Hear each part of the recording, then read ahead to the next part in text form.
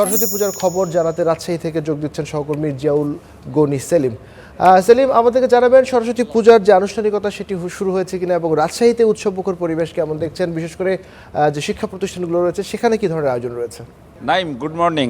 আসলে আপনি জানেন যে আজকে বিদ্যার দেবী, সুরের দেবী সরস্বতীর আজকে পূজা। হিন্দু ধর্মাবলম্বী যারা আছে, হিন্দু ধর্মে বিশ্বাসী, তাদের আজকে একটি বড় উৎসবের দিন। বিশেষ করে যে দুর্গাপূজা হয়, দুর্গাপূজার পরে এখানে কিছুদিন পরে যে উৎসবটা আসে, বিশেষ করে শিক্ষার্থী যারা আছেন, বিভিন্ন শিক্ষা প্রতিষ্ঠানে যারা পড়াশোনা করেন, তাদের মূলত একটি আলাদা আনন্দ, একটি বাড়তি আনন্দ যোগ করে এই আজকের দিনটি। কারণ আজকের দিনটি বিশেষ করে শিক্ষার্থীদের জন্যই, তারা আসলে এই জ্ঞানালোক অর্জনের জন্য, বিশেষ করে যত অন্ধকার অকল্যাণ আছে সব দূরীভূত করে বিশেষ করে আলোকিত জ্ঞান চর্চা এবং সকল অকল্যাণ দূর করার জন্য যে প্রার্থনা করেন, সেই দিনটি আজকে সকাল থেকে আমরা দেখছি। বিশেষ করে সকাল 7:30টা থেকে রাজশাহী কলেজ এই মন্দির, যে হিন্দু ছাত্রাবাস আছে, এই হিন্দু ছাত্রাবাসের জন্য যে একটি আলাদা বিশেষ একটি মন্দির আছে, এই মন্দিরে পূজার আনুষ্ঠানিকতা শুরু হয়েছে। এরই মধ্যে পুষ্পাঞ্জলি হয়ে গেছে। আর কিছুক্ষণ পরে আসলে যে নানা আনুষ্ঠানিকতা আছে, আমরা এসে দেখেছি এখানে যে পুরোহিত বা ঠাকুর আছেন, তিনি মন্ত্র পাঠ করছেন। বিশেষ করে শিক্ষার্থী যারা আছেন, এই রাজশাহী একটি ঐতিহাসিক কলেজ, দীর্ঘ পুরনো কলেজ, এই কলেজের যারা হিন্দু শিক্ষার্থী আছেন, বিশেষ করে সনাতন ধর্মাবলম্বী, তারা সকাল সকাল এসেছেন এবং খালি পায়ে মন্দিরে প্রবেশ করে যে পূজার যে আনুষ্ঠানিকতা আছে, আচার আছে, যেসব সেগুলো নিয়ে মূলত পূজার অনুষ্ঠানটি হচ্ছে। আমরা কথা বলেছিলাম এখানকে যারা পুরোহিত বা ঠাকুর আছেন বা পূজা দায়িত্ব আছেন, তারা বলছেন যে রাজশাহী নগরীতে শতাধিক স্থানে এই সরস্বতী পূজা হচ্ছে। বিশেষ করে রাজশাহী বিশ্ববিদ্যালয়, রাজশাহী কলেজ সহ বিভিন্ন শিক্ষা প্রতিষ্ঠান যে আছে, সেগুলোতে আসলে শিক্ষার্থীরা সকাল থেকে এই পূজা মণ্ডপে আসতে শুরু করেছেন। ভক্তরা সেখানে দেবী সরস্বতীর অঞ্জলি দিচ্ছেন এবং তারা প্রত্যেকে বলছেন যে আসলে তার প্রত্যেকে চান যে এই সকল অন্ধকার দূর হোক এবং সকলের মনের কলুষতা দূর হোক, যাতে এইটি তাদের আসলে আজকের এই প্রার্থনা, সেই প্রার্থনাকে পুঁজি করেই তারা এসেছেন, জড়ো হয়েছেন এবং সেই প্রার্থনাটি জানাচ্ছেন। নাইম, ধন্যবাদ সেলিম। আমরা এতক্ষণ রাজশাহীর খবর শুনছিলাম সরস্বতী পূজার। এবার আমরা চট্টগ্রামে যেতে চাই, সেখানে রয়েছেন আমাদের সহকর্মী রুকন উদ্দিন। রুকন, একই প্রশ্ন আপনার কাছে করতে চাই। চট্টগ্রামে সরস্বতী পূজা উপলক্ষে কী ধরনের আয়োজন রয়েছে? বিশেষ করে চট্টগ্রাম বিশ্ববিদ্যালয় রয়েছে এবং এছাড়া বাকি যে শিক্ষা প্রতিষ্ঠানগুলো রয়েছে, সেই শিক্ষা প্রতিষ্ঠান কেন্দ্রিক আয়োজনগুলোর বিস্তারিত যদি বলেন আমাদের। ধন্যবাদ আবির। আমি এই মুহূর্তে আছি চট্টগ্রামের ঐতিহাসিক জ্যামশন হল প্রাঙ্গণে।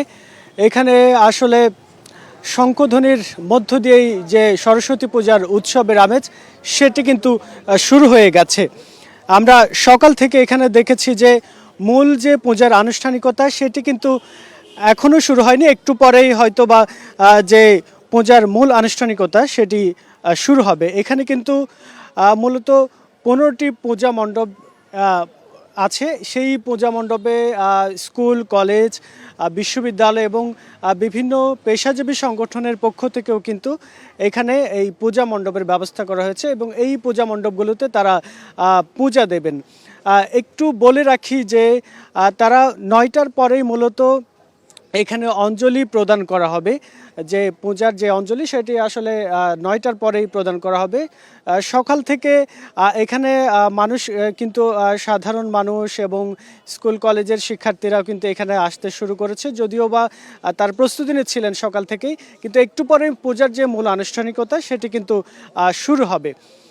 যদি একটু তথ্য দিয়ে রাখি যে সকাল 11টা নাগাদ এখানে চট্টগ্রাম সিটি কর্পোরেশনের মেয়র মহোদয়, চট্টগ্রাম সিটি কর্পোরেশনের মেয়র ডাক্তার মোহাম্মদ শাহাদাত হোসেন, তিনি কিন্তু এখানে আসবেন এবং পিঠা উৎসব অনুষ্ঠিত হবে এবং সেখানে কম্বল বিতরণ করা হবে, সেখানে তিনি উপস্থিত থাকবেন।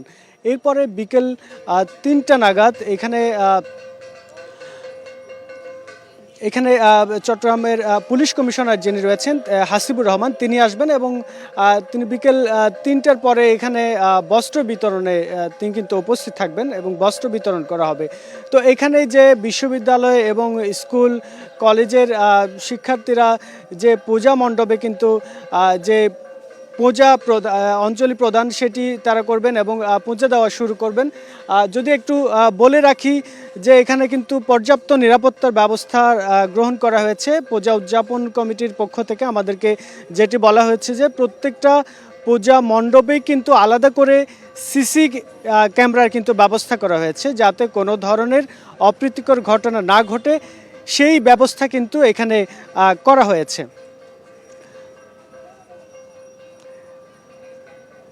একটু যদি বলে রাখি যে এখানে কিন্তু এটি কিন্তু ঐতিহাসিক একটি প্রাঙ্গণ। এখানে গতবারের তুলনায় এবারে কিন্তু অনেক বেশি উৎসবমুখর পরিবেশেই এখানে কিন্তু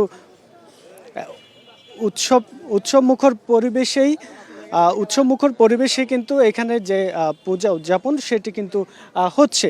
তো মূলত বাংলাদেশ পূজা উদযাপন পরিষদ চট্টগ্রাম মহানগরের উদ্যোগে মূলত এই আয়োজনগুলো করা হচ্ছে। এখানে বিশ্ববিদ্যালয়, স্কুল, কলেজ এবং বিভিন্ন পেশাজীবী সংগঠনও কিন্তু এখানে তারা পূজা মণ্ডপগুলোতে তারা পূজা দেবেন।